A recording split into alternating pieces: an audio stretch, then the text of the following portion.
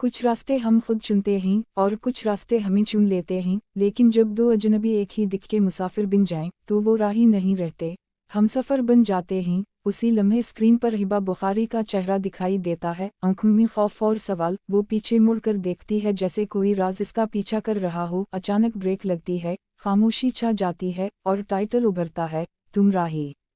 कहानी शुरू होती है जहां दानिश तैमूर एक संजीदा, खौफदार और माजी के जख्म में जकड़ा हुआ शख्स है जो रिश्तों पर यकीन खो चुका है। इसकी ज़िंदगी एक मकसद के गिर्द घूमती है जिसका जिक्र वो किसी से नहीं करता। दूसरी तरफ हिबा बुखारी एक बावकार मगर टूटी हुई लड़की है जिसकी मुस्कुराहट के पीछे एक ऐसा राज है जो अगर सामने आ जाए तो इसकी दुनिया बिखर सकती है। किस्मत उन दोनों को एक ऐसे मोड़ पर ला खड़ा करती है जहां वो एक दूसरे के लिए अजनबी भी हैं और ज़रूरत भी। एक मजबूरी इन्हें एक ही रास्ते पर चलने पर मजबूर कर देती है। दानिश इस रिश्ते को वक्ती समझता है मगर हिबा की खामोशी इसे बेचैन करने लगती है। छोटी छोटी बातों में तल्फी, नजरें चुराना और उन कहे सवाल इस ताल्लुक़ को पेचीदा बना देते हैं। हिबा जानती है कि अगर सच बोल दिया तो ये साथ ख़त्म हो जाएगा और दानिश महसूस करता है कि ये लड़की वो नहीं जो नज़र आती है। एक रात हिबा का माजी अचानक दरवाज़ा खटखटाता है, फ़ोन कॉल, लरजते हाथ और आंखों में खौफ। दानिश पहली बार उसे टूटता देखता है मगर सवाल नहीं करता क्योंकि वो खुद भी जानता है कि कुछ सच वक्त से पहले सुन लिए जाएं तो इंसान बिखर जाता है। एपिसोड के आखिरी लम्हों में हिबा सिर्फ इतना कहती है,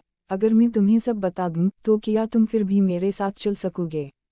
और दानिश की खामोश आंखें इस बात का जवाब बन जाती हैं कि ये सफ़र आसान नहीं, मगर ये कहानी सिर्फ रास्तों की नहीं, दिलों के फैसलों की है।